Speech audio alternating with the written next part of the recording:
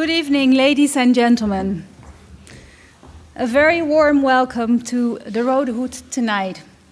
It's good to see you all. Thanks for being here with us, despite the very Dutch weather conditions today. We really appreciate it. And of course, a particularly warm welcome to our distinguished speakers tonight, Dr. Youssef Sawani, Dr. Claudia Gazzini, and Dr. Tarek Mitri. I am Karin Wester of the Middle East and North Africa Department of the Ministry of Foreign Affairs, and I will be moderating this evening, which we have organized jointly with the Leiden University Center for the Study of Islam and Society and the Van Vollenhoven Institute for Law, Governance and Society, also related to the University of Leiden. Before we get started, 2 household remarks. First of all, if you haven't done so yet, please turn off the ringtones of your mobile phones. And secondly, the Ministry of Foreign Affairs organizes these Henriette van Lynden lectures in order to provide a platform for debate on current affairs in the Middle East. However, as many of you know, the views expressed during these lectures do not necessarily represent the views of the Ministry of Foreign Affairs. Libya. In many ways, Libya represents a mirror image of Syria, which we discussed here in the same venue a few weeks ago. The countries are, of course, very different, but whereas in Syria, the international community did not intervene militarily on humanitarian grounds in 2011 and 2012, in Libya, international military action was taken in March 2011, based on the principle of the responsibility to protect. And we may hear more about that later. Ultimately, the Libyan regime did fall, and in the autumn of 2011, after 42 years, the oppressive rule of Colonel Qadhafi came to an end. Initially, the period following the international intervention seemed to be marked by optimism and hope amongst most of the Libyan population. The National Transitional Council set out to reconstruct the country, and in July 2012, for the first time in 47 years, national parliamentary elections took place. However, in the course of 2013, the country gradually slipped into a downward spiral of violence and political instability. And since a few years, Libya mostly makes headlines as a state from which illegal migration, human trafficking, arms smuggling, and terrorism evolve. The international outcry over the slave trade coverage by CNN over the most recent weeks is just one recent example. Yet, as the leaders present at the EU-Africa Summit in Abidjan last week stressed in a joint statement on the migration situation in Libya, and I quote, "A lasting solution to the issue of African migrants is closely linked to addressing the root causes of the phenomenon and requires a political solution to the persistent crisis in Libya," unquote. A sustainable solution to the crisis in Libya, I would like to add, is first and foremost in the interest of the Libyan people themselves, but also in the interest of the region and of the international community at large. So that is what we will be focusing on tonight: the prospects for peace and reconciliation in Libya. Our 3 speakers all have in-depth knowledge of the country, and they will address exactly this question: how to work towards a unified, stable, and prosperous Libya. Let me now introduce the first speaker to you, Dr. Youssef Sawani.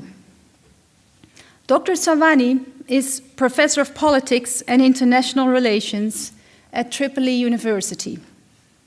He is an expert on Libyan history and politics. In February 2011, he joined the Libyan Uprising. He is a member of the Board of Trustees of the Institute for Arab Unity Studies and editor of the Journal of Contemporary Arab Affairs. His publications include the February 17 Intifada in Libya, Disposing of the Regime, and the Issues of State Building.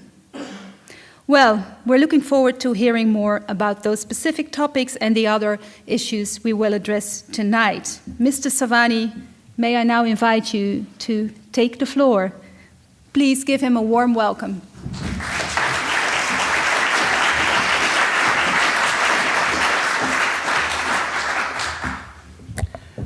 Good evening, ladies and gentlemen. Thank you, Dr. Worcester. I'm delighted to be here at this particular gathering. And I think I'm very thankful to the Ministry of Foreign Affairs and to the University of Lynden to have been given the opportunity to speak on behalf of my own country, which has been witnessing a bloody civil war for the last 6 years. Waves of civil war, actually, that has torn it apart, not only politically, but the deadly damaging effects of this civil war has really gone down to affect, badly damage the very social fabric, social peace of this country, which is considered by international standards as upper middle income country, whereas ordinary Libyans today suffer a great deal, and they queue for nights and days before commercial banks to be able to withdraw from their own personal bank accounts few hundred Libyan dinars, or sometimes tens of Libyan dinars, which value has decreased almost 10 times fold over the last 10 years. With public services, the economy completely brought to its knees, with no government functioning and has the capacity to provide the services, including emergency relief for the internally displaced communities or for the larger segments of society that have been hard hit by the crisis and the civil war. Why has Libya transformed from a prosperous country that was categorized as having a very high Human Development Index in 2011 by the United Nations to this kind of bleak, gloomy, heartbreaking situation? I've lived in Libya for the whole of my life. I'm 60 years old. Apart from the few years that I spent in the UK for education, I've always lived in Libya. I had to quit this long, passion for working and staying in Libya only after 2012, when things started, or appeared to me, someone who really worked for reform during the regime era and joined the uprising, supported the uprising, that things were really going into the wrong direction.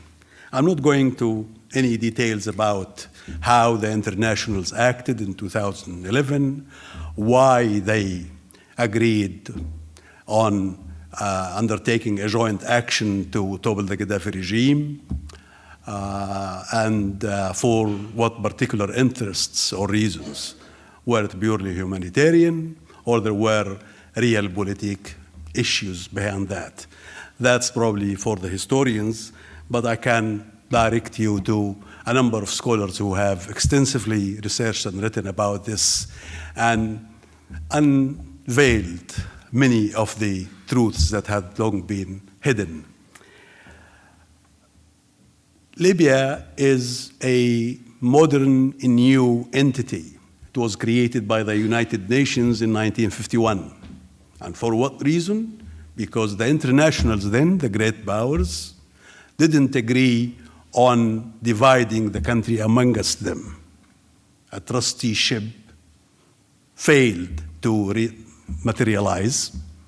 Then the best option seemed to be give this country independence.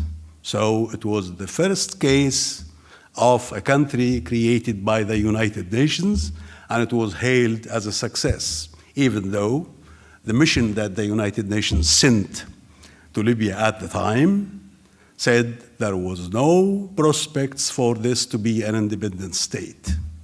And it was named the Kingdom of Sand. It was the poorest country on earth at that time. Nevertheless, God gifted, or Mother Nature, gifted the Libyans with oil and gas. And the country became prosperous. A monarchy was set up. For 18 years, the monarch ruled the country. There were corruption all over the place, but there was development as well. Then Qadhafi and a group of army officers seized power in a bloodless coup or a revolution. They ruled the country for 42 years. Their action was met with appreciation. It was very popular. They gained legitimacy and appreciation of the things they were doing on behalf of the Libyans. Many of the public services, education, schools, hospitals, free housing, guaranteed job for graduates or school leavers, everything was really there. The whole probably function of the government was to distribute the wealth, either in cash handouts, salaries for state employees who not necessarily were doing any worthwhile job, but they were on the government payroll. And then the rest of the story is known. Gaddafi, turned nasty, became a dictator, authoritarian, oppressed the people, human rights were violated, he had problems with the West, terrorism. The best thing was to get rid of him. Protests broke out in 2011. The internationals came to the rescue, and here we are. This new state that was created in 1951 by the United Nations was probably the first instance in which the whole geographical area known now as Libya was brought under one authority. Hitherto, it was divided under the sovereignty of its neighbors. It went under different kinds of occupations, the latest of which was the Italian occupation, which lasted just about 3 decades. During those years, or those decades, Libyan nation was not really realized. The state was ruled by non-Libyans. Qadhafi was probably the only exception. He was a Libyan. The monarch, which he toppled, was an Algerian. And before that, there were the Italians, and during the Ottoman or the Karamanlis, there were either Albanians, Mamluks, or Turks, Ottomans, or probably then the Spaniards, the Knights of Malta, the Greeks, the Phoenicians, the Vandals. The central government has always been, or had always been before Gaddafi, alien to society. Nationhood was a new creation.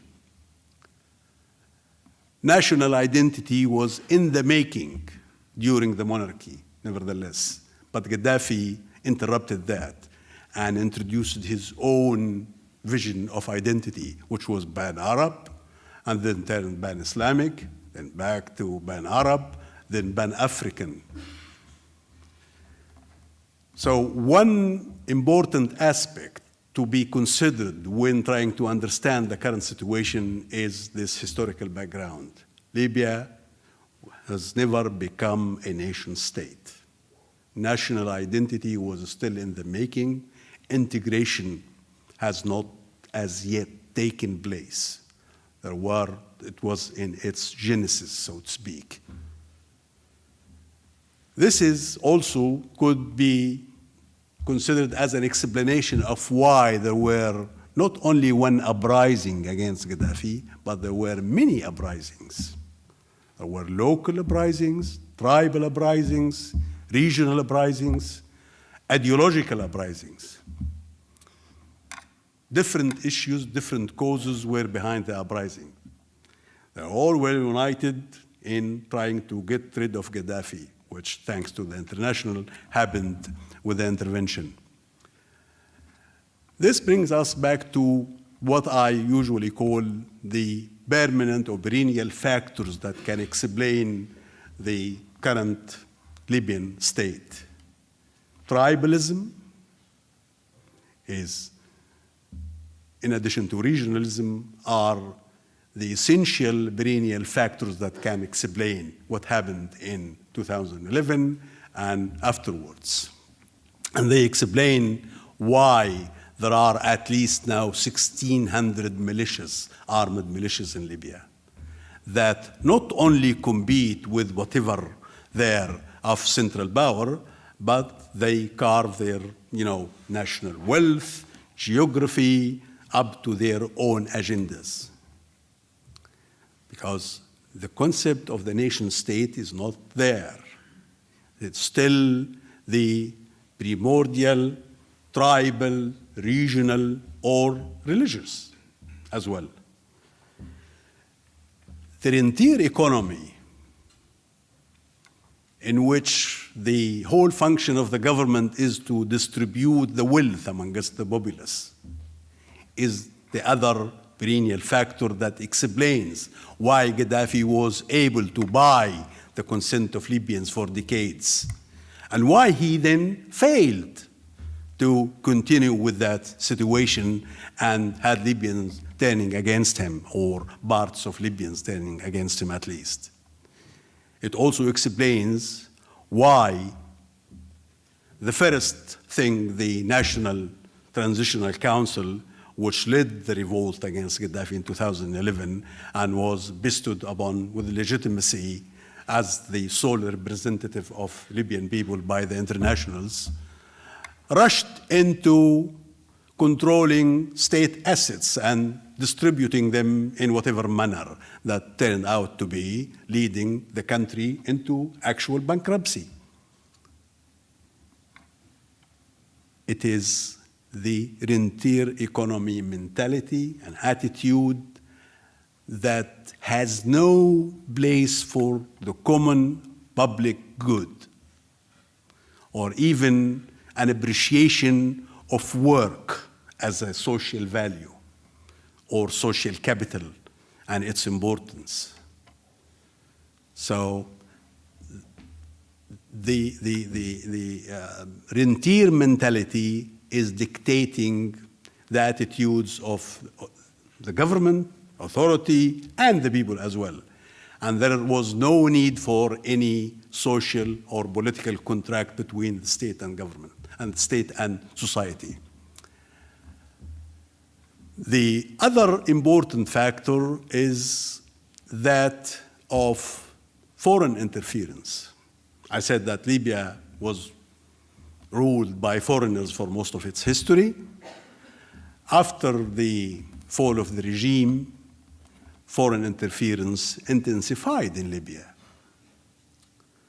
with militias and political factors being cronies or acting on behalf of regional actors, Arab and non-Arab, for a variety of interests. And this, so far, has been very obstructive to any project to build a new state. The center has not been able to infiltrate the periphery for most of, at least, contemporary history of the country, apart from the decades of Qadhafi, which coincided with this revolutionary image, with charisma, probably, with Cold War rivalry, with also the abundance of oil or petrodollars that were at disposal of the regime. But now it is regional confrontation more than internal confrontation. The United Nations has been attempting to broker a deal amongst Libyan factions. This deal has so far failed, simply because it's based on power-sharing approach. It assumes state and authority and institutions are there, and it's just for the competing, contesting factions to come together and agree on a formula to share power. Well, this is not the case. State, power, government, authority, institutions have to be created first before we think about power sharing. This is why the Libyan political agreement, sponsored by the United Nations, is going into the wrong direction so far. I think probably the current representative of the Secretary General is trying his best to modify, amend the situation and propose different tracks. Libya's future will very much depend on an understanding of those dynamics, and this should lead to a logic, an approach that puts national reconciliation first. This is the right entry point for resolving the conflict, because in national reconciliation, you are not only bringing the contesting factions or regions or tribes together for a power sharing, but for agreeing, having consensus on a social or societal contract. Societal in the wider sense. It's not only social. Societal, creating a common vision for the future of the state. What is Libya? What does it mean to be Libyan? What does it mean to be in this particular geographic location? Are we Arabs? Are we Africans? Are we Maghrebans? Are we from the Mediterranean? Or are we just Libyans? I mean, what kind of identity for this country? What kind of government system? What relationship between state and society? These are all components of a vision that should be the basis for the constitution and government institutions that have to be created, or state institutions. Then we go to the rest of transition mechanisms or techniques like elections and so on and so forth. But so far, this has not been attempted, and I think the focus on the future should be on reaching this formula, realizing this formula, while at the same time addressing marginalization, feelings of tribes and regions, thus understanding the negative impact of frontier economy and how it worked in the last few decades, by thinking of a new strategy so to speak, to deal with the wealth that Libya is supposed to have and how to distribute it equally among us Libyans.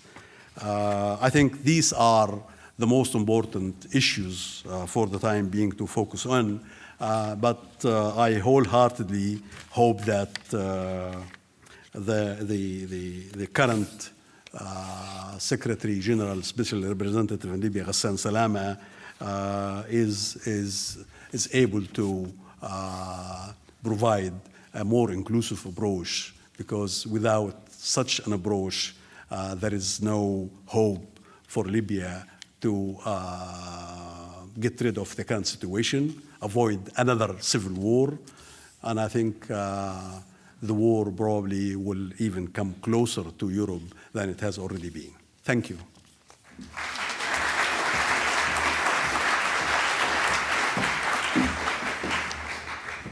Thank you very much, Dr. Sawani, and thank you for pointing out that the current problems Libya is facing have not emerged in a vacuum, but that they have actually also roots in a long history in which certain patterns have emerged.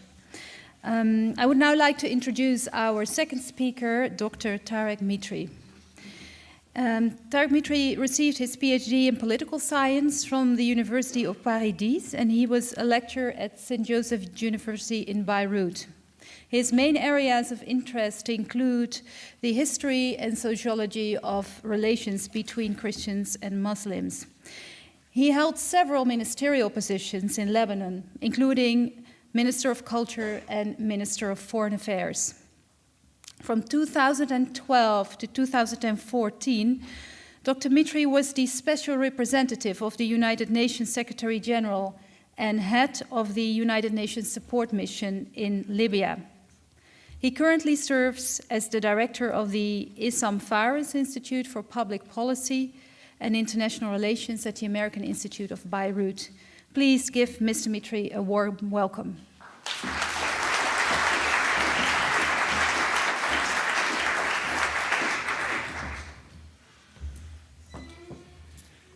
Thank you very much. It's good to be here. As elsewhere in the region, radical transformations in Libya opened up new opportunities and raised new promises. But the Libyan experience, and one could say the same about other experiences, illustrates the fact that transition, any transition, is fraught with risk. The aspirations of revolutionaries, in the case of Libya, contrasted with the realities of a civil war. Whether explosive, civil wars can be explosive, or marked by low-intensity, punctual confrontations. The legacy of 4 decades of despotic rule, the reactivated enmities, the reinvented hatred that is called at times ancestral hatred, regional polarization, proxy rivalries, and what I would like to describe as a retreat of the international community. All of those factors combined explain Libya's descent into chaos, instability, and uncertainty. Many of Qadhafi's policies were purposefully or inadvertently designed to atomize the population. A culture, if I may use the word, of non-statehood was widespread. In the post-Qadhafi dispensation, the weakness of a civic and democratic culture was manifest. Excessive politicization of public administration, mistrust, and exclusion reduced the state institutions, which were previously weakened by parallel structures that Qadhafi had created. Parallel to the army, there were brigades. Parallel to the police, there were committees. Parallel to every institution, there was another that was meant to weaken the main institution. All of this led to a minimal existence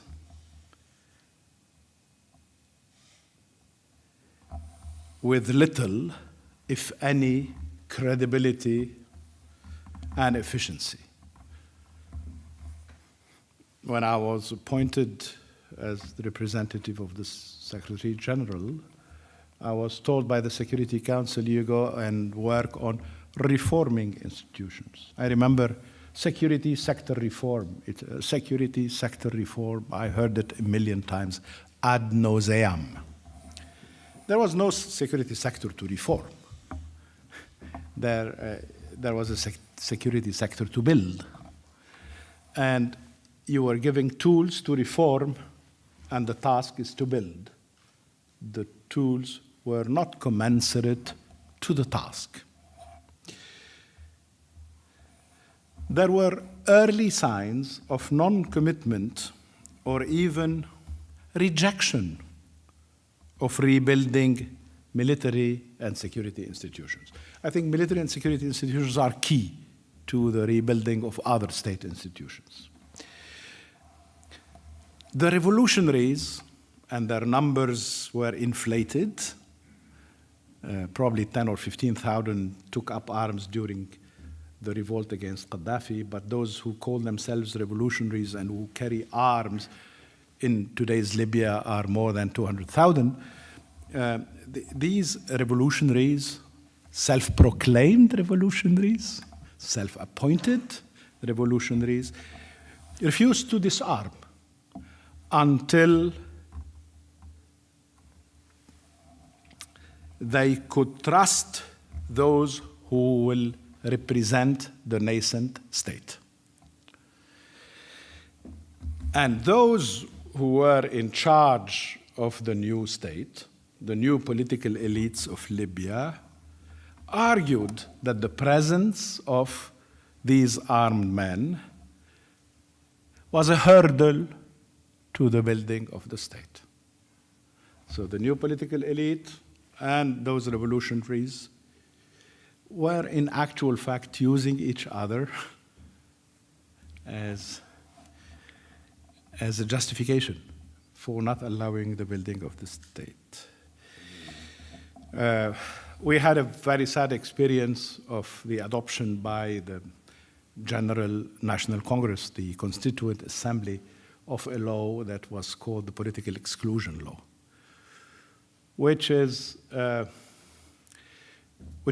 as bad, perhaps in some ways worse, than the so-called de-Baathification law in Iraq. Those of you who know a little about Iraq,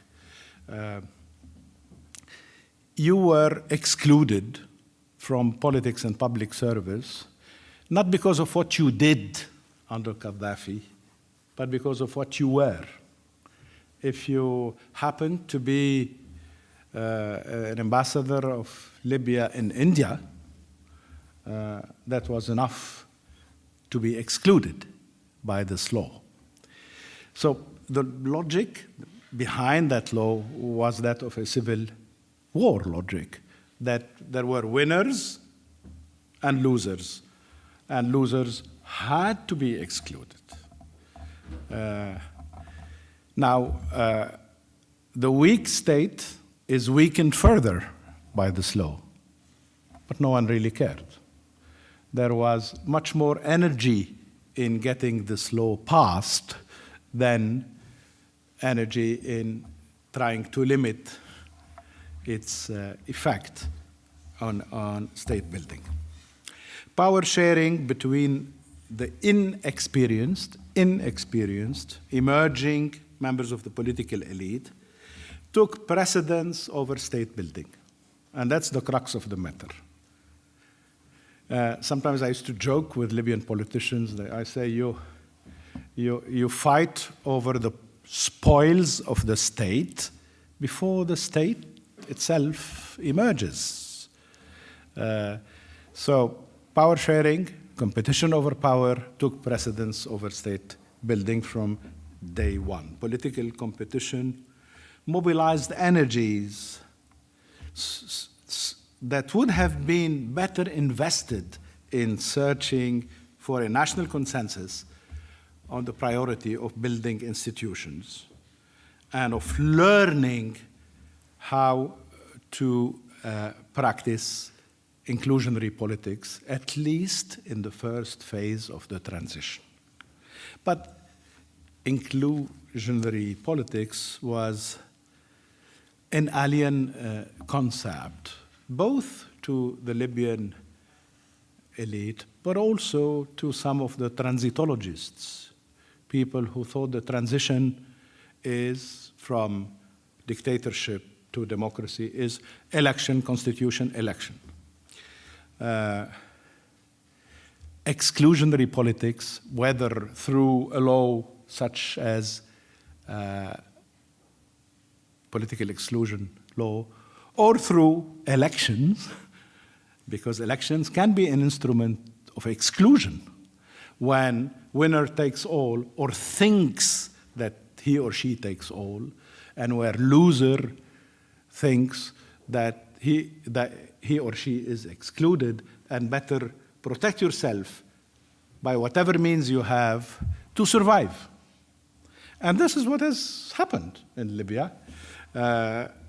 It was very clear from the very first elections that this is what may happen, and it happened. If things can go wrong, they go wrong, and they went wrong. One should mention also, concomitantly, the reaffirmation of subnational identities, whether tribal, whether regional, whether even city identities. You know, I'm from Misrata. I heard people make endless lectures about how great was Misrata, Sparta, or any other city for that matter. How much time do I have? 5 more minutes? Yeah. So in this context, the UN notion of transition, as I said, encouraged elections and constitution-making process. And both elections and constitution-making process were Libyan demands. So the Security Council was happy. There is Libyan ownership. Libyans want elections, we give them elections. Libyans want a constitution, we help them draft a constitution. Because, of course, people wanted elections. They've been deprived of normal political life for more than 40 years, and they saw other countries, they have televisions, they see people cast their ballot in the ballot box. And they have lived without a constitution for so many years, so it was good to have a constitution. For them, that was the sign that new Libya is democratic. Elections were rushed,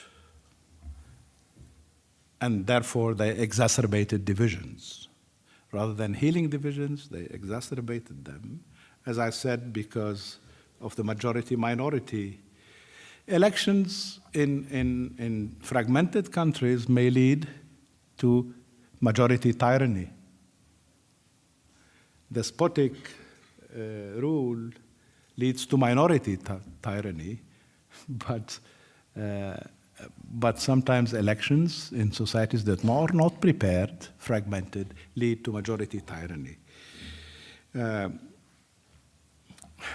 The Libyans, of course, the Libyans. We helped them organize elections in July 2012, legislative elections. 2 months later, those who were a majority became a minority. A new majority has emerged. No one really knew who is who. And then they started from early on to think about when we should get rid of this body that we have elected. I had arrived a month after the election of the General National Congress, and I heard scores of people telling me, when are we going to get rid of them? Let's have an anticipated round of new elections. And we had another round of elections in July 2014, almost 1.5 years following that. We had in between two elections, the Constitution Drafting Assembly was elected in February 2014, and we had municipal elections that went on from October 2013 to October 2014. I mean, I lived in Switzerland. You know, Switzerland is known for direct democracy. They have not had 4 elections in 3 weeks. They never had 4 elections in 3 years. Libya had 4 elections in 3 years. And the more elections we had, the more... So the magic formula of transitology, going from election to constitution to election, did not work. And all those elections were immediately contested. No one contested the vote counting. Everybody said free and fair. They were free and fair. They were extremely well done. That was a pleasant surprise. All of us couldn't believe it. You know, that people went to the ballot box, did their duty in the best possible way. The counting of votes was transparent. There were as many observers as you think, thousands of observers from all over. So free and fair. Yes, but immediately contested, not because of the mechanics of the elections, but because of the outcome of the elections. One, the turnout was always low, and it was lower and lower and lower, which also challenges the theory that the Libyan people were dying to see ballot boxes. Two, the constitution of lists and the choice of candidates was submitted to military pressure. The way elected assemblies legislated was so much marked by this Damocles sword of military brigades over the heads of the legislators. I was a witness to commissions in parliament drafting a law literally with a gun in the head of the legislator drafting the law. So, and much of the discussion was about, irrespective of results of elections, was about power sharing. How do we share power? There were attempts of dialogue. I mean, the wheel cannot be invented and reinvented infinitely. I mean, we had a number of dialogue initiatives, but we failed to get the dialogue exercise move its focus from power sharing arrangements to agreeing on national priorities, reshaping national identity, redefining the nature of the state, and building state institutions. Dialogue failed because it was always seen as a round of political negotiations. And the threat to any dialogue today and tomorrow will be that of the predominance of a logic of political negotiations. You know, when I used to work in another world, I used to use the following metaphor. I say, dialogue is not an ambulance or a fire extinguisher.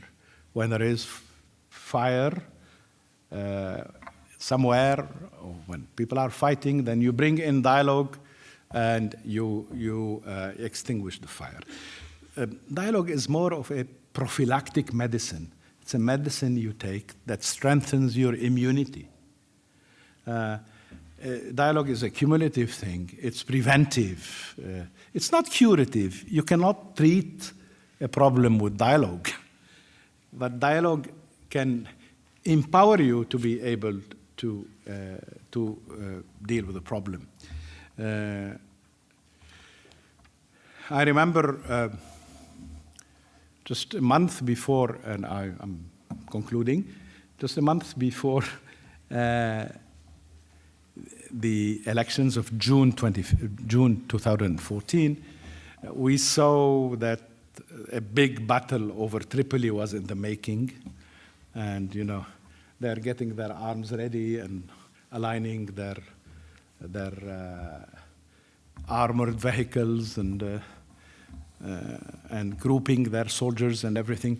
It was coming. Everybody saw it coming. At least I saw it coming. And so I invited the political leaders to dialogue. And I said, now this is the time to dialogue on one single issue: how to avoid the bloodbath in Tripoli, how to prevent the resort to the use of arms to settle political disputes. How is it that we can solve political problems with political means rather than personal disagreements with military means? And it's easier, of course, it's easier said than done. But then I had people who came to me and said, tomorrow there will be elections and we are going to win.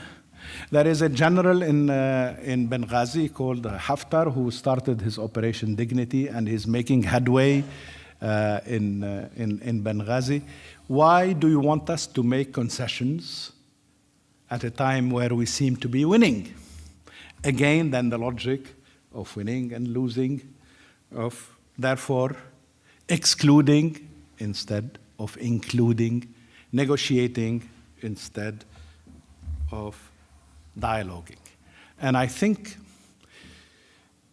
the future of reconciliation in Libya depends largely on being able, I know political negotiations are necessary, inevitable, but on being able to strike a balance between political negotiations and genuine dialogue that is meant to reinvent Libya, to reinvent being together in Libya. Thank you very much.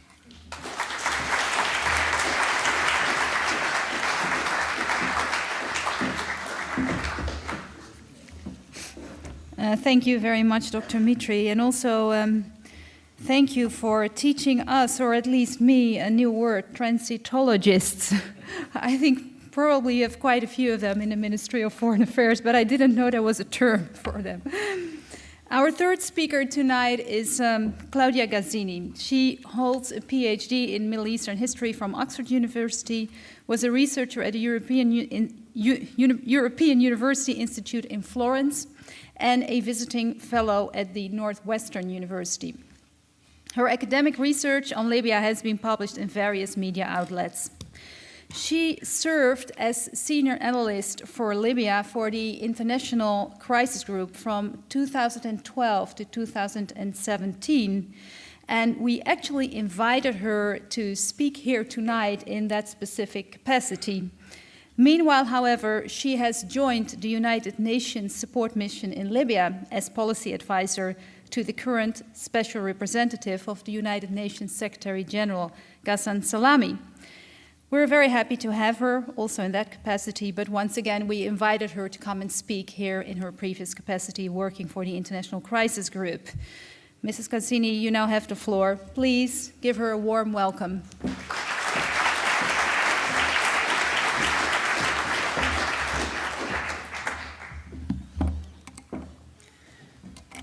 Thank you for hosting this event tonight.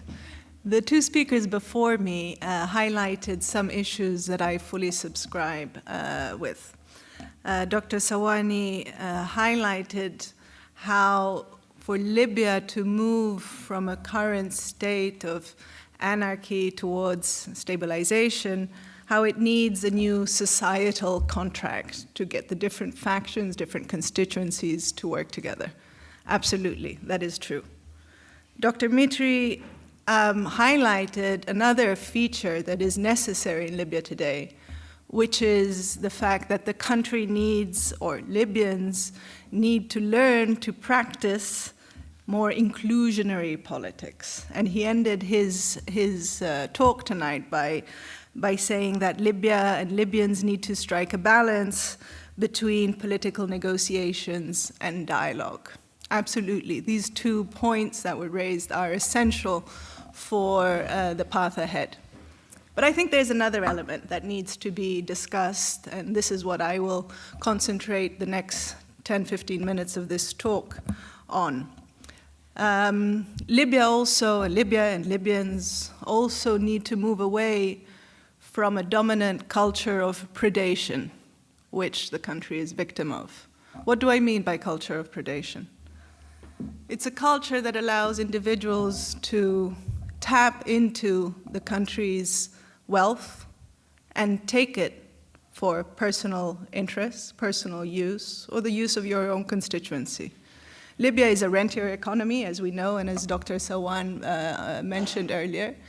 It depends, 95% of the economy depends on oil sales, crude oil revenues. Up until 2011, Libya was exporting about 1.6 million barrels a day of crude oil. And that allowed, in the prosperous years of high oil prices, allowed the country to stack away billions of dollars of worth in excess revenue in a sovereign wealth fund. That even in 2013, so 2 years after the war, was estimated to have about $80 billion of reserves. The total amount of reserves of foreign currency that the country had in 2013, the beginning of 2013, when I started looking at the economic dimension of the Libyan crisis, was a good $130 billion between reserves of the central bank and the reserves and the accounts of the sovereign wealth fund. Well, now those foreign currency reserves are down to about between $30 and $40 billion. The country has depleted its foreign currency reserves at an astonishing pace, at the pace of $20–30 billion a year. Why? Multiple factors have contributed to that. First of all, in 2014, armed groups or individual constituencies started closing off the oil and gas infrastructure. Closures of pipelines have cost the country billions of dollars. At some point, when oil production went down, oil exports went down to 200,000–300,000 barrels a day, as opposed to the 1,600,000 in the normal days, the country was losing more than $100 million a day in revenues. This meant that from 2013 up until this year, the country has been incurring a GDP deficit in some years of up to 50%. 50%. These are record figures. Already being in a double-digit GDP deficit is worrying, but when you reach 56%, as was the case in 2015, it is extremely worrying. So the closure of oil and gas infrastructure was the first sort of sign of the declining of this culture of predation that allows an individual group to use its military power or its political power to attack, or in some cases just close off infrastructure for political leverage or for personal gain. But over time, that started in 2013, but in the last 3 years, we've seen an incredible array of very creative ways for individuals to tap into these state financial resources. We've seen the issuing of letters of credit for Libyan firms, letters of credit that allows an individual or a company to purchase imported goods. Letters of credit were issued in Libya for the import of things like baby milk, clothes, spare parts, and so on. But what arrived in Libya were empty containers. Instead of $1 million worth of baby milk, which was the reason why a letter of credit was issued, you'd have an empty container that docked in Tripoli port or in Benghazi port, with the result that businessmen or individuals or companies were able to pocket millions of dollars worth of foreign currency abroad and bring them back into the country without actually having purchased the goods that they were meant for. The souring exchange rate over the past 2 years has fueled this practice. The official exchange rate for the Libyan dinar to the dollar is 1.3 Libyan dinars to a dollar. Now, it's impossible to purchase foreign currency at that exchange rate.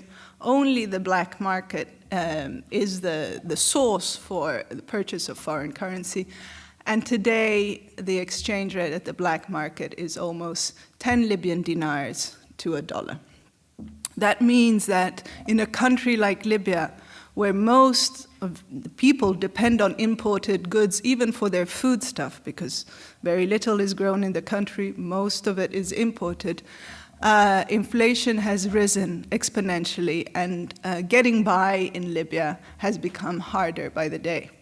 But this discrepancy between the official exchange rate and the black market exchange rate has actually allowed individuals to become millionaires overnight, and all the while has impoverished the middle class Libyan. Your average Libyan is much poorer today than they were before.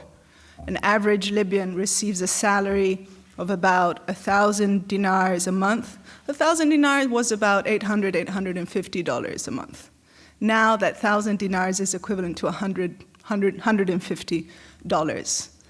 And not always you can access it, because as Dr. Sawani mentioned, there is a problem of cash availability, and many people even struggle to get few hundred dinars out of their bank accounts. People queue cold weather, rainy weather, hot weather, for hours on end in front of the banks, hoping to get something out of their bank accounts. People get killed while waiting in line in front of the banks to get money from their bank accounts. Then you have another layer of predation of state resources. Of course, that's the ones of the militias. Militias that kidnap an individual and ask for money in ransom. Militias who hold managers of state institutions or companies hostage to their demands. Militias that request catering contracts through which they themselves make a profit, make a cut. Militias who traffic, or individuals linked to militias who traffic in human trafficking, migrants, and make profit from that. But it's even deeper than that. You have individuals who profit from smuggling of all sorts of goods. Our estimate, I remember at Crisis Group, we tried to do an estimate of how much people were profiting from the migrant trade, and we estimated it was about $1 billion a year. Smuggling of refined fuel is worth perhaps $2-3 billion a year. How does this work? This is imported fuel that Libya uses, or the state purchases at international prices, that is brought into the country, subsidized at the equivalent of 2 euro cents a liter, that smugglers purchase in Libya and then smuggle out again making about 30-40 cents of profit per liter of refined fuel and diesel. This generates up to $2-3 billion a year in profits for Libyan smugglers and their foreign counterparts. It's not only the militias, it's not only the smugglers, but the culture of predation also exists within the political elite in Libya. Because actually, this is the most unfortunate thing, holding a position of power in Libya oftentimes becomes synonym of being in a position that allows you to tap into these state resources. So this is where Libya stands today. And when I'm asked, will the country succeed in coming out of the crisis?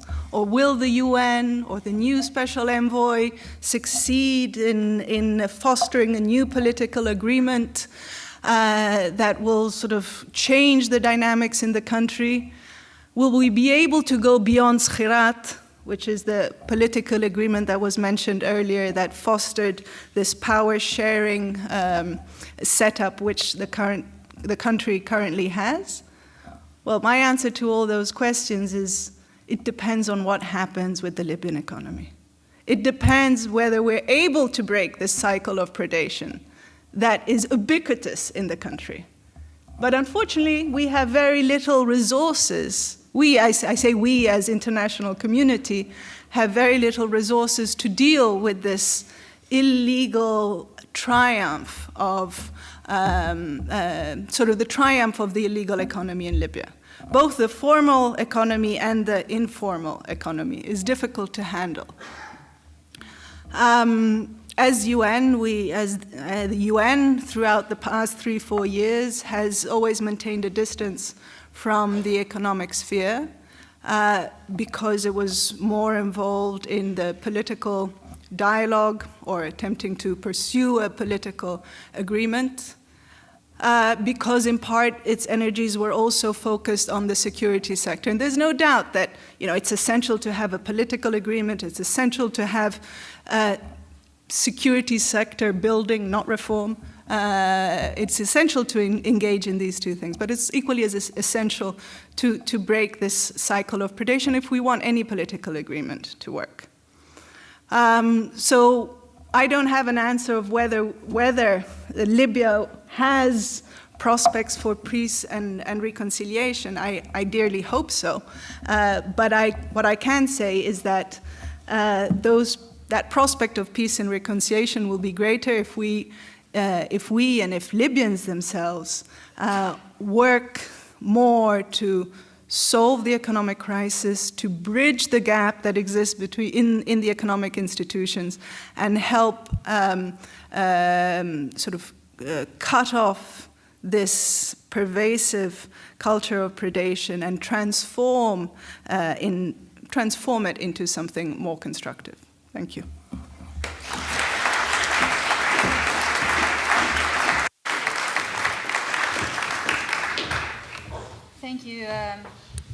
Thank you, Ms. Gazzini. Thank you very much.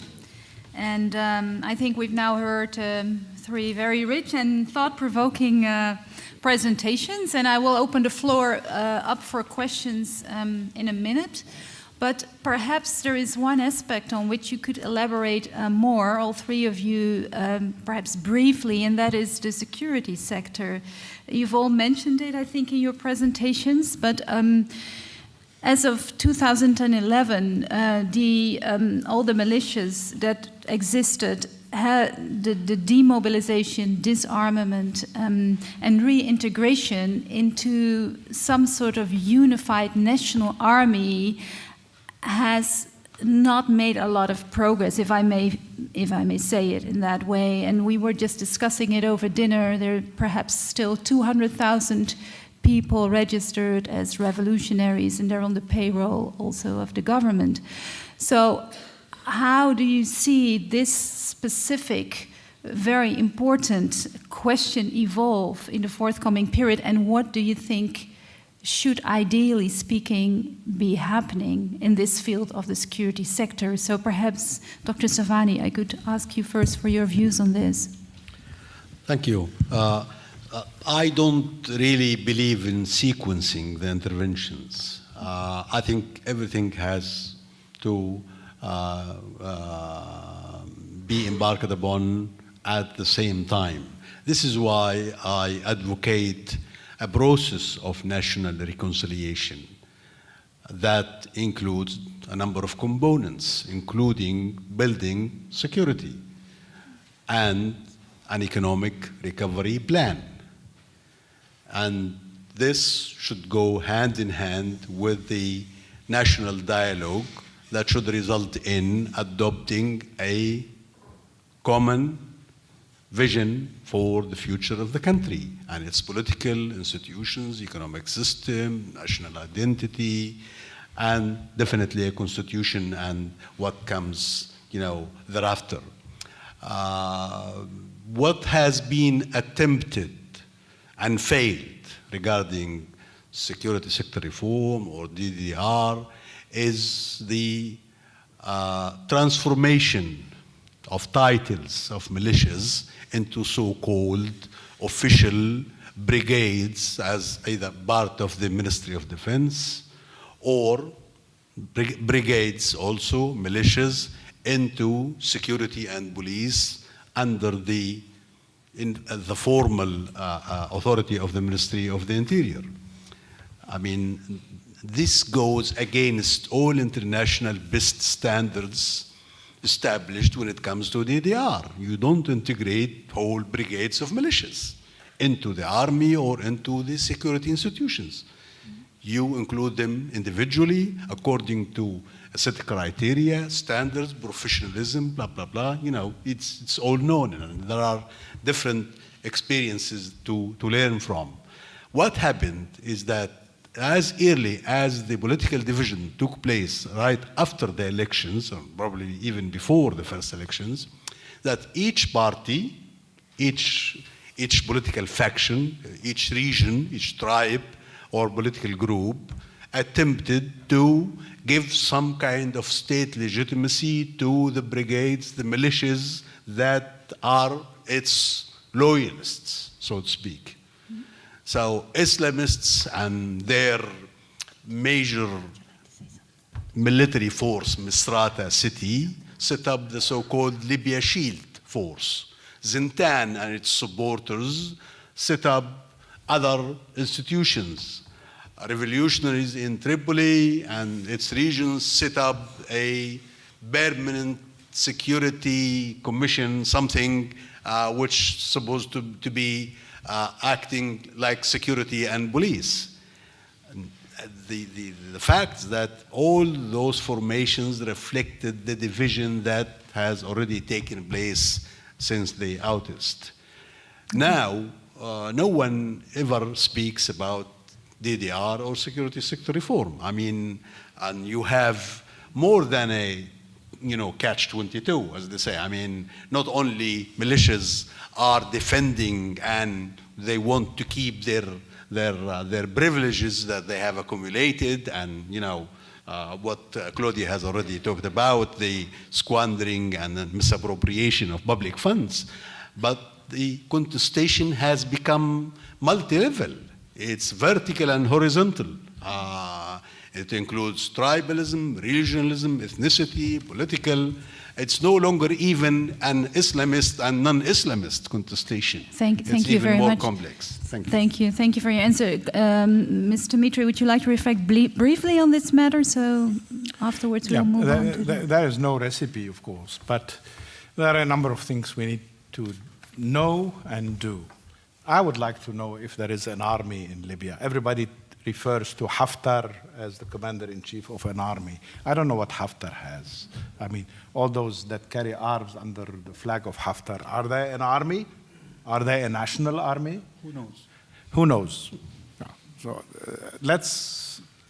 I think some effort has to be made to understand whether the project of rebuilding the army has started or not.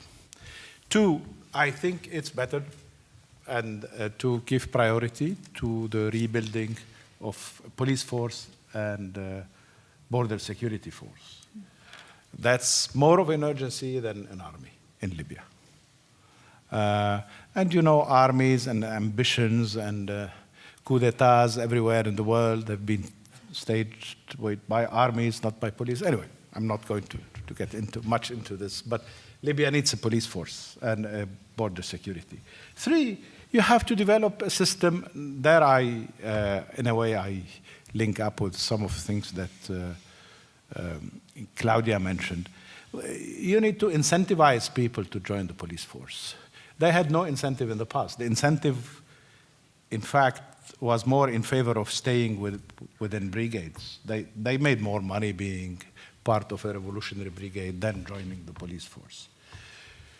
There should be incentives, a bundle of incentives, moral, financial, and that would allow you to build the police. And then I have heard the whole world, NATO, France, Italy, Britain, Germany, you name it, that they want to train the Libyans. So be it. Train the police. For some reason, I think when I was there, I heard talk about training, and nothing happened. And even there are countries that cashed money in advance for training, and no training happened. But as I said in the beginning, there is no recipe. I don't have a plan. I'm fortunate to be a retired person, so I can say what I want. I'm not accountable. You won't hold me accountable for having failed to build the police. Yeah. Well, thank you. Maybe let's then move on to someone who's not yet retired. Claudia, would you like to offer your reflections on this matter, or shall we move on to questions from the audience? Very briefly. I mean, I have. When I was with Crisis Group, one of the issues that I was always reminding my international interlocutors was that the security sector approach of the UN mission, just before Skhirat and after Skhirat, was very limited in its focus, meaning that in 2015 and after the implementation of the Libyan political agreement, the UN security sector approach was mainly directed at creating an area in Tripoli for the internationally recognized government to operate. So allowing the government or the presidency council to return to Tripoli and allowing that government to operate in Tripoli. So really all the resources of the UN were mainly directed at Tripoli. And this was my main criticism at the time, saying, you're not taking a national approach to a security sector problem. You're just trying to consolidate or clean up Tripoli to allow the international government to operate. So I think that is the big heritage that we find ourselves with today, to switch from this Tripoli-only, as I used to call it, the Tripoli-only approach to Libya-all approach. And I think as the political focus of the mission also starts to change, or has already changed from, only engaging with the Presidency Council, which was the mantra of the last 2 years, to let's reunite the institutions, let's bridge the gap, let's bring these two rival governments together, let's try to unify the state institutions. So as the political vocation of the UN mission becomes national, so does the security sector approach has to become national. Thank you. Thanks to all three of you for your answers. And I would now like to move on to questions from the audience. If you have a question, please raise your hand and identify yourself briefly, and please ask one question at a time. We'll take a number of questions and then we'll move back to the speakers. I see the gentleman here in the middle who raised his hand. Thank you very much. My name is Christian Dijmeijer. I have a question about the involvement of the neighboring countries in Libyan internal affairs, of Tunisia, Algeria, and Egypt.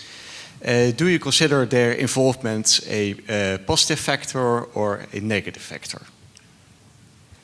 Thank you. That was a very clear and concise question.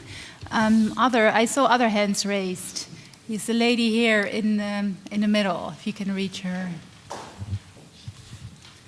Hello, my name is Rocío López, and my question is about regional interest. You have a hint at the existence of some regional interest, and I would like to know which are these interests, either regional or international. I know about Egypt, how they support Haftar, and they've been undertaking airstrikes against some tribes, but which are the rest of the interests and how they affect peace building in Libya? Thank you. Yes, please. I see a gentleman here at the corner. Yes, hi, my name is Ahmed. I'm from Libya. I have two questions, actually. One is, given the power fragmentation in the country, don't you think that it will take time? The country needs time to get to this war fatigue to kick in. I mean, 9 women will not deliver a baby in 1 month. So that's the first question. The second is the majority of the international community's attention is given to sectors such as security, immigration, and so on, and it's becoming sort of an ambulance chasing approach. Don't you think that the international community needs to play the long game in terms of, for example, focusing on economic development, job creation, and so on? And how do you think this shift can happen? Thank you. Thank you for these very relevant questions. We can take one more question. If there is someone else, yes, please, the gentleman here. Hi, my name is Benjamin Tiro, Chief Coordinator at Gender Concerns International. And my question concerns the point that Dr. Sawani made about the need for a social contract and a shared common vision for the Libyan state and the Libyan nation. And working for an organization that I worked a lot within the constitutional process, I cannot help but think that this should be a great framework to have these discussions within and to create this common vision within. But as we know, this process has stalled, to say the least. And so I wonder if, first of all, what are some of the main reasons you think that this process has stalled? And if this process is not the context in which to create this shared vision, then within what framework can one do it? Could you just clarify briefly exactly what has stalled in your view? The constitutional process. The constitutional process, yeah. Okay, yeah. Okay, thank you. So we have 4 questions now. 2 relate to the involvement of neighboring countries, and is that a positive or a negative factor also when it comes to reconciliation processes nationally? And then, does the country need more time for war fatigue to kick in? And is the international community not taking too much of an ambulance-chasing approach? And should they not look more at the long game and invest in long-term developments of the country, also economically? And then the constitutional process, where is it going? So perhaps I could first invite Dr. Mitri to reflect on the questions on regarding, does the country need more time for war fatigue to kick in, and should the international community take more of a long-term approach? Yeah, I mean, certainly Libya I agree, will take time before it will heal. But at the same time, there is a sense of urgency in dealing with a number of questions. The economic questions that Claudia has referred to, security arrangements are probably necessary.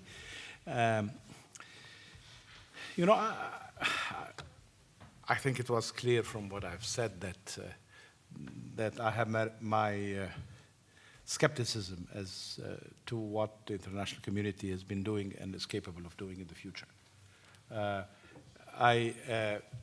If I may, Sure. I will link up with a question about the roles of various players, regional and beyond, in Libya. There was a time where there were lots of countries, whether neighboring or not so neighboring, that had their finger in Libya and they were meddling in Libyan affairs. Not only because they wanted to meddle in Libyan affairs, some of them wanted, but because they were invited by Libyans to meddle into their own affairs. They wanted, those who had arms from Qatar wanted to fight those who had arms from the Emirates, so they ended up inviting both Qatar and Emirates to give more money and arms to the various groups.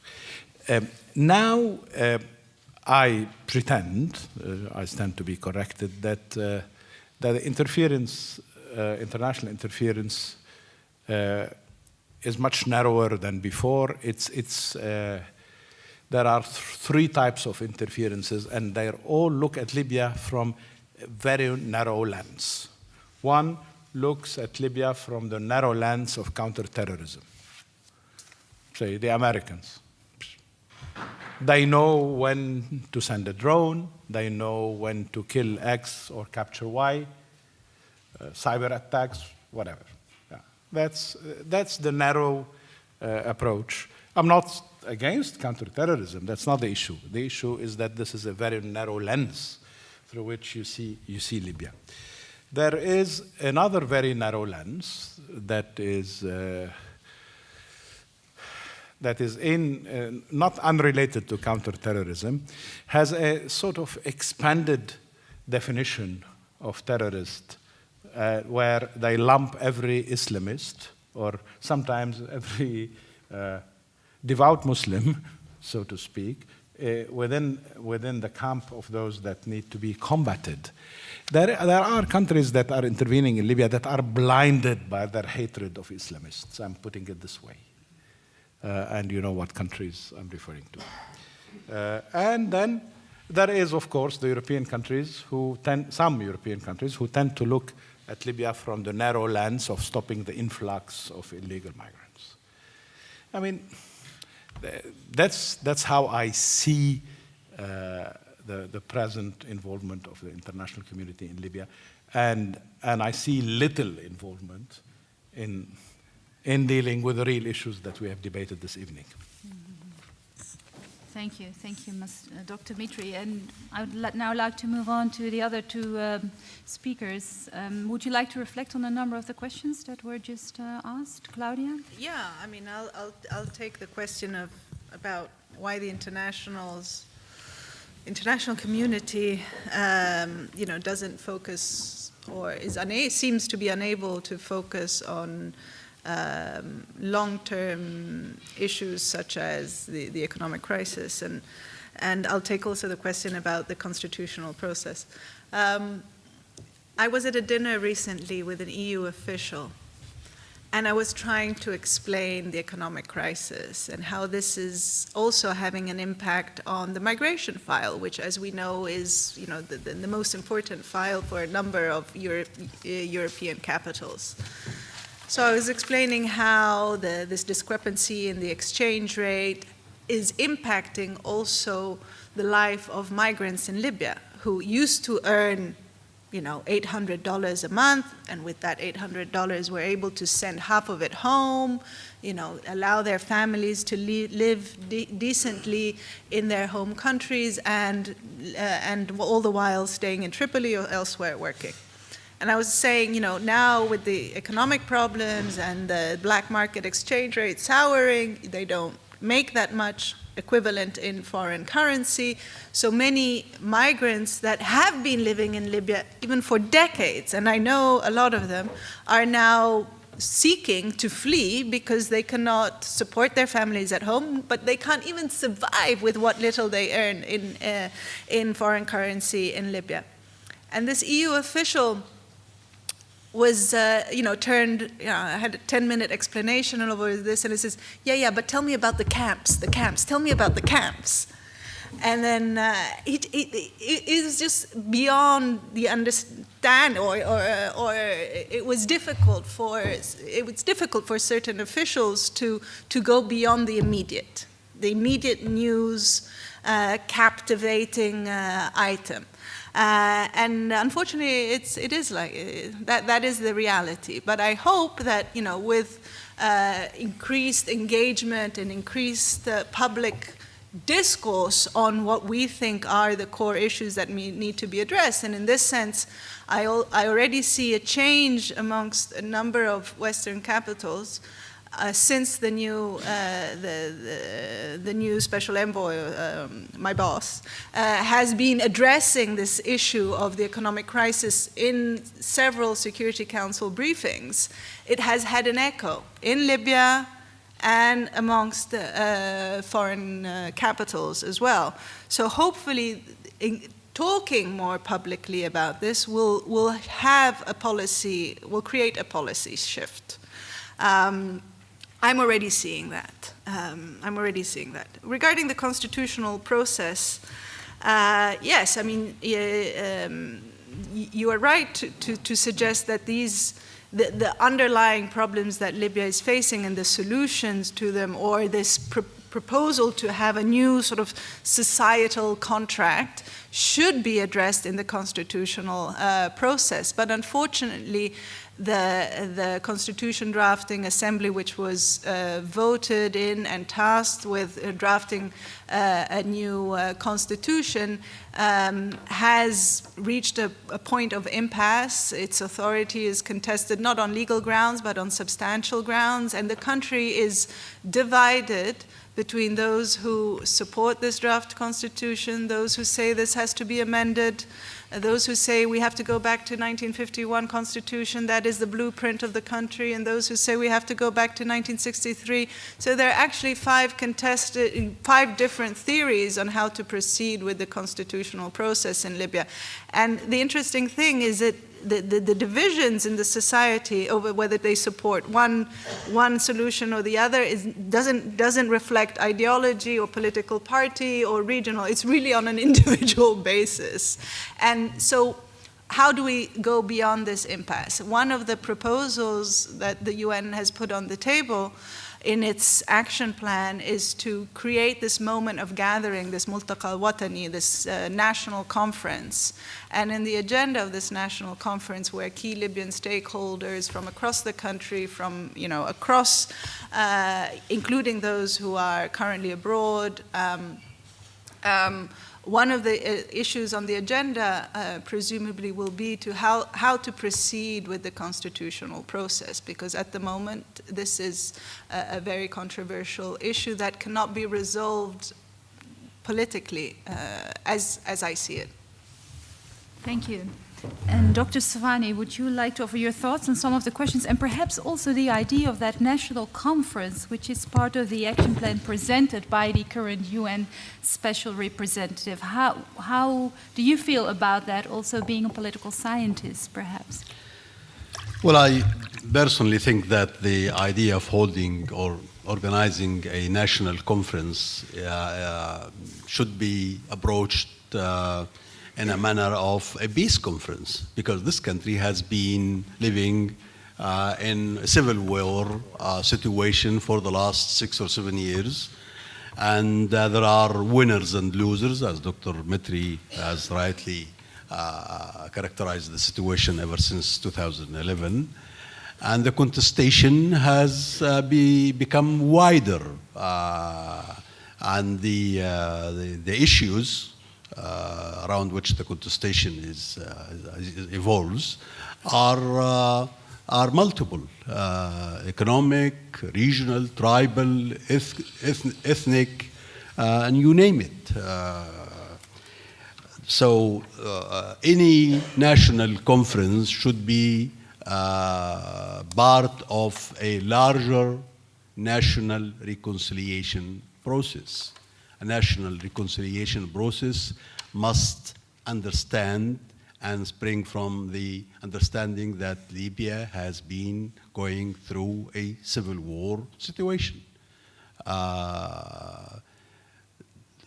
Take the constitutional process as an example. It has not been inclusive. Representatives of what we call in Libya cultural groups, i.e. ethnicities or ethnic groups, have boycotted the CDA, or the Constitutional Drafting Authority, since the beginning. And the draft that was voted by majority of members of the CDA is contested in courts, and it's very likely that it will fail before the courts.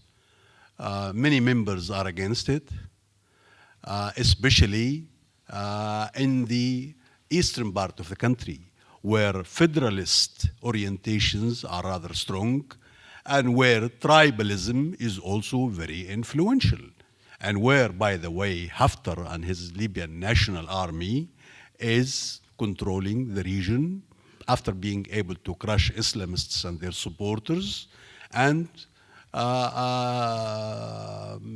bring the region into a state of relative security and stability. So the idea needs to be qualified. If it is just a gathering of some representatives of some factions to just talk and nice talks about national reconciliation, national unity, that will definitely lead to nothing and just add up to different previous failures of national dialogue. But if it was done and approached with idea of peace, agreement, with a consensus on a vision for the country, a societal contract, then a constitution through a constitutional process, and then what follows, I think it is the only way that can take Libya to peace and stability in the future. Regional actors have different interests, and probably one of the major issues, the concerns of many Libyans is the role played by Algeria and Egypt in particular. They have different agendas, and I think nothing really could be achieved unless there is some kind of an agreement between Algeria and Egypt. Dr. Mitri referred to different international regional actors doing different things, but I also must remind ourselves that right from 2011, there were some regional actors who intervened in Libya, first by militarizing the uprising against Qadhafi, and then by advocating, encouraging, supporting, and even financing the contestation between the so-called Islamists and liberals, to the point where many devout Muslims were considered secular and against Islam, to the point where after the results of the first elections 2012, which was won by the so-called liberals, was considered a victory for supporters of the Qadhafi regime. So this kind of narrative and advocacy of revolution and counter-revolution, winners and losers, cities of revolution, city of blah, blah, blah, has been quite instrumentally damaging national unity, national fabric, and has just destructed any prospect for social peace so far. And without addressing those issues, I think there is no prospect for peace and reconciliation as well. Thank you. We have time for one more round of questions. So if there are questions, please raise your hand. And I see a number of hands raised. We'll start with the gentleman here in the first row, if you can get there.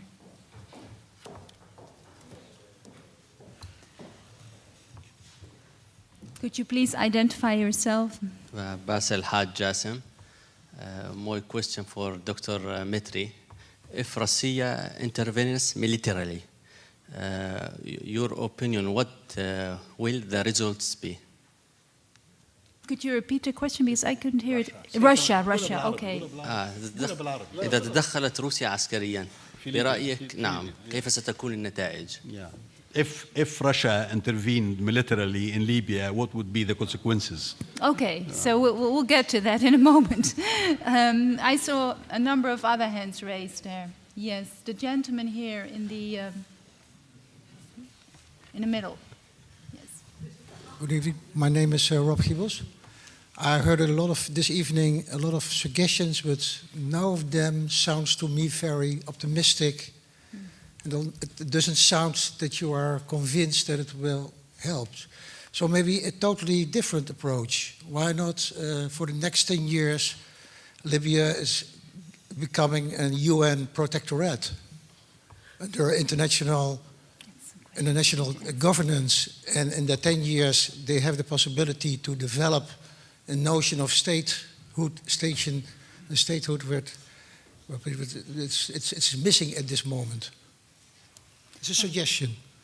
Yeah, that's certainly thinking out of the box, I would say. But I'm interested to hear what our speakers have to say about it. I saw someone else there in the corner raising his hand for a while, so please.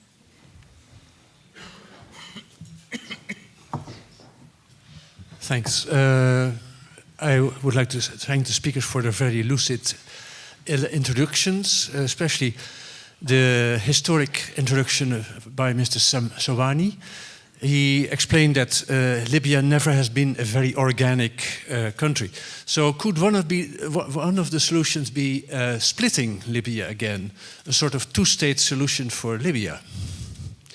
That's my question. Are you speaking about two-state or any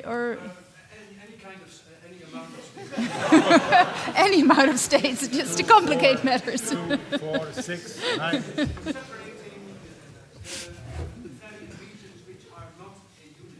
Yes, yes. Well, Libya traditionally has 3 provinces, so perhaps it would be 3 then. We'll take one more question. I see the lady here in the middle.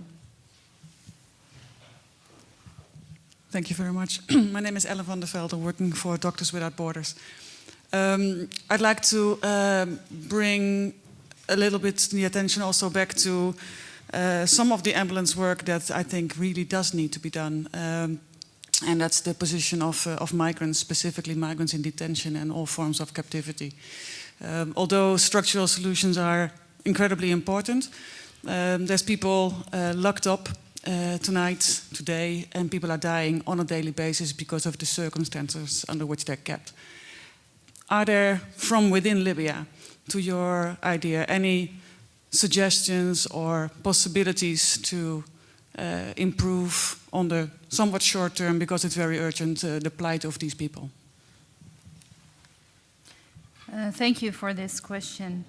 I would now like to give the floor back to the speakers, and I believe we have a certain sense that the audience would also like to think a little bit in terms of solutions for what we have heard here tonight, which is of course not very, very, very easy at all.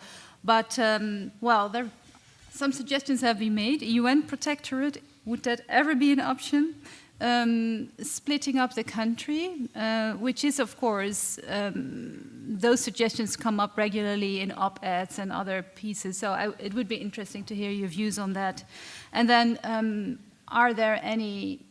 do you have information on what's being done on the situation of migrants in detention centers in Libya and Russia's position or policy vis-à-vis Libya? So perhaps, Dr. Sawani, could I invite you to reflect on any of those questions? Yeah, let me start with the migrants issue, because it's been, flared and glared probably in the media since the report by CNN. Let me, irrespective of everything I've said tonight, Libyans are moderate, generally moderate. They don't have xenophobic attitudes. Much of the issues surrounding the life and the conditions of migrants, especially Africans in Libya, dates back to 2011, when there was this rumor that Qadhafi forces were using African mercenaries to crush the uprisings, which turned to be false. to a greater degree. Africans have been flocking into Libya. Millions of them have been living in Libya for years, enjoying almost equal rights as Libyans, when there were rights for Libyans, of course. They were working in all sectors, including government.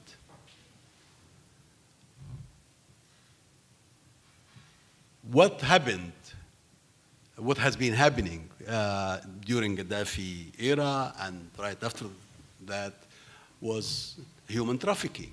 This was, ordinary business carried out during Qadhafi era, but it intensified after the fall of the regime because there was no security apparatus to deal with the situation. There was no central control that, as Qadhafi used to employ the issue of migration and human trafficking against Europe to secure concessions from Europe on political or economic issues. When the whole thing disintegrated, militias, gangsters were very much involved, and many gangsters and criminal circles, rings, are not only Libyans. They are Africans, Arab, Europeans, you name it.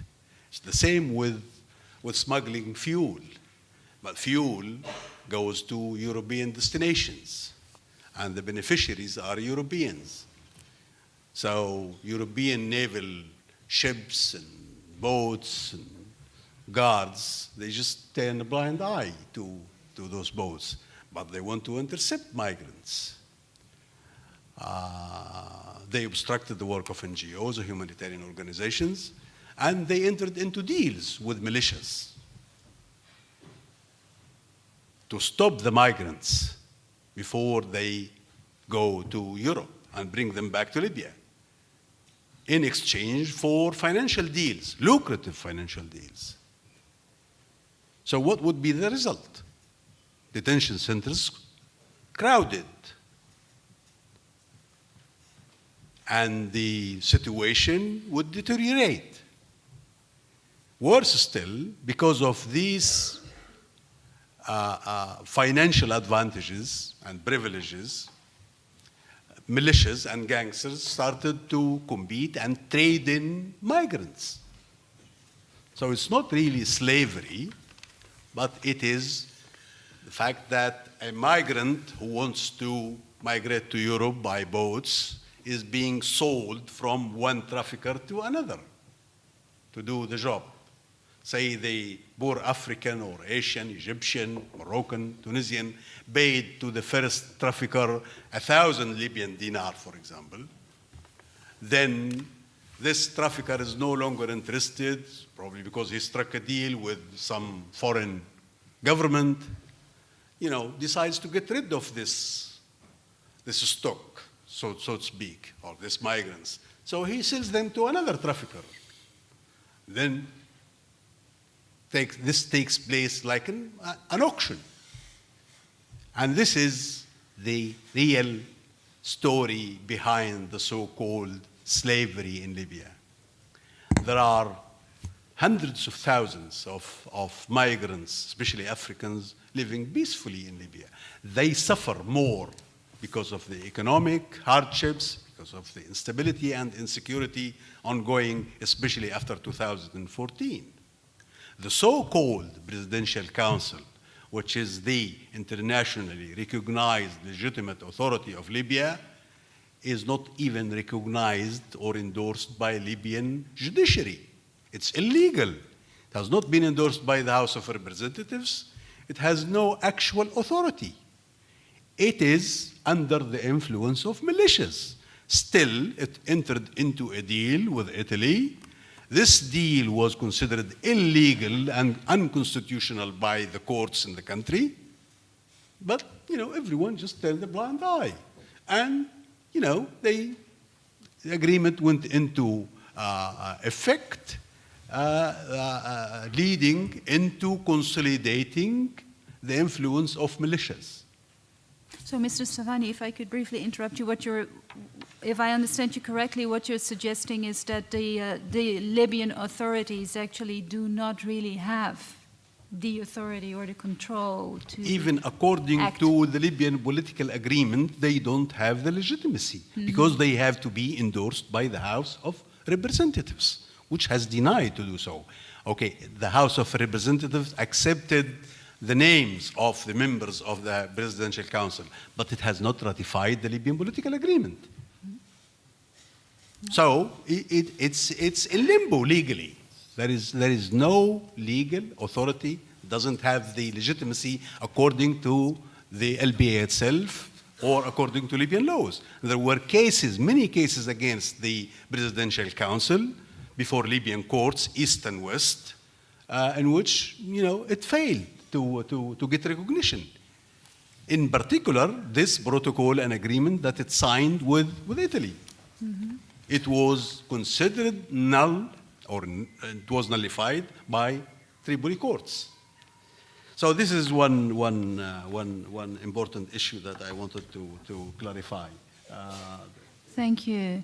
Yes, there were a number of other questions, but I was thinking maybe perhaps Dr. Mitri could reflect on the question of UN protectorate, and is a division ever an option in the future? How would you feel about that? Would you like to say something about just that? to clarify, because I think I probably was misunderstood or I mispresented my views. I said Libya as an entity, as a nation state, is a new phenomena, so to speak, and it has most of its history. The region was ruled by alien governments, not kind of national governments. Probably the exception, and between inverted commas, was Gaddafi's rule. This is not obviously an advantage to Gaddafi, but this is history. This doesn't mean that Libya was not unified. It was unified under the Ottomans, it was unified under the Turks, it was unified under the Italians. Temporarily, during the post-Second World War, it was subject to different military administrations by the British, the French, and the Italian British in Tripoli. But the country was, one country, even though there were some kind of peculiarities for each three main regions: Tripolitania, Fezzan, and Cyrenaica, or Barqa. But it was a country that was mostly ruled by foreigners. Thank you for that clarification. Could I give the floor to you for some reflections? Yeah, question on Russia. I think that the Russians, as cynical as they can be, are very happy to see Libya descend into chaos, and they keep reminding the Americans and the Europeans of their failures. So you intervened in Libya, this is the result. And the worse it gets in Libya, the stronger is this argument against intervention. I can testify to this. I've briefed the Security Council 11 times, and 11 times the Russian representative said this. So it's not just once or twice or three times. The other, which is, and then I will link up with this question of UN trusteeship. The Russians and many others, Brazil, China, Germany, and were happy in a way to see a serious blow to the responsibility to protect. And they would like to see the world swing back to being a world of sovereign states whose sovereignty is scrupulously respected, no matter how mass atrocities are perpetrated by regimes, whether it's in Syria or anywhere else in the world. The world now is more than ever before, the United Nations more than ever before, is a constellation of sovereign states. Like it or not, that's another story. The age of trusteeship is gone. And it won't come back for the very reason I have just mentioned. But then I will add, in answer to the question about splitting Libya into many states, 3, 6, 9, or 12, the world has no appetite for new states. I think Masoud Barazani didn't understand that. He thought that the world has an appetite for new states, and he failed, tragically. Libyans have no appetite for more states, I believe. There are Libyans who would like to see better distribution of resources among the regions, especially people in Cyrenaica who say all the resources are in the east, but we don't get our good share of resources. There are federalists in Libya. They lost elections in the beginning. They lost in the second round. They did a little better in the third round. So a federal Libya might be in the cards, but splitting Libya into many states, whether 3 or more, doesn't sound realistic as far as I could see. There is neither a Libyan demand nor an international appetite. Thank you, Dr. Mitri. Claudia, I would like to give you a last opportunity to also respond to a number of the questions that were raised. Yeah, I mean, I'll just respond to this question about, why not divide Libya?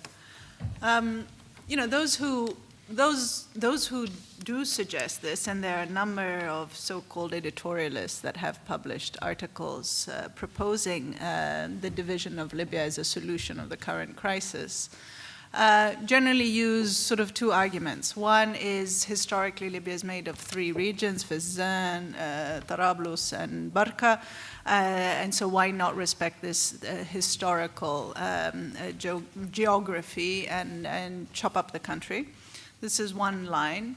The other rationale for division is, there are 2 parliaments and 2 governments, one in the east and one in the west.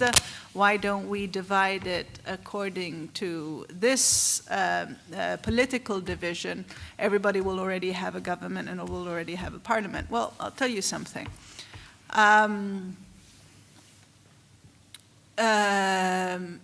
The HOR in Tobruk doesn't represent the east, and the State Council in Tripoli doesn't represent the west of the country. There are some politicians that would like to frame these 2 institutions as the Parliament of the West and the Parliament of the East, and that is sort of a never publicly stated goal of certain politicians. But currently, these 2 institutions are not Parliament of the West or Parliament in the East.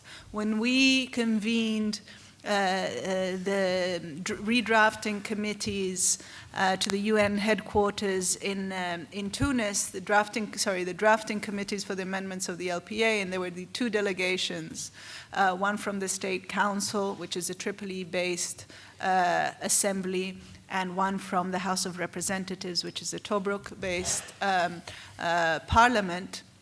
Well, the heads of the 2 delegations were one from the West, meaning the head of the House of Representative delegation, so the parliament in the East, the head of that delegation was a gentleman, or is a gentleman from Zintan, which is outside of Tripoli. And the head of the delegation of the High State Council, so the Tripoli-based institution, is actually a gentleman from Ajdabia, from the east of the country. So, this to tell you that this east-west political division doesn't exist in reality.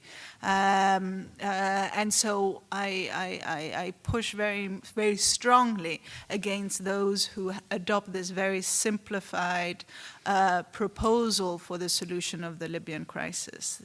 I would actually dare say that any move towards a division, a political division of Libya, would exacerbate the conflict rather than solving it.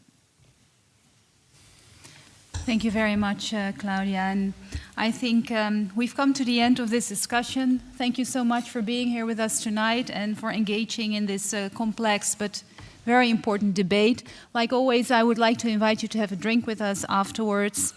And in concluding, I would like to refer to a story that I was told recently by an American archaeologist who is working on the preservation of cultural heritage in Libya.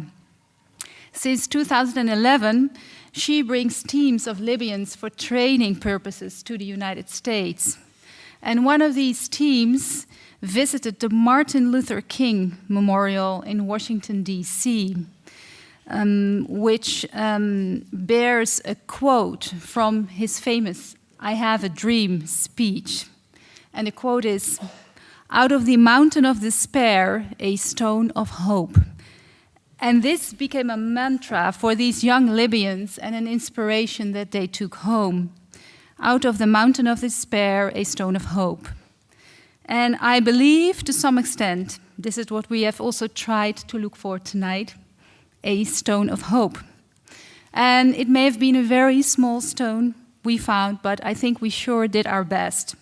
So I would like to thank our distinguished speakers tonight for being here. It has been a great honor for us. Thank you so much for traveling all the way to Amsterdam to share your expertise and your experience with us. Please give them a warm round of applause.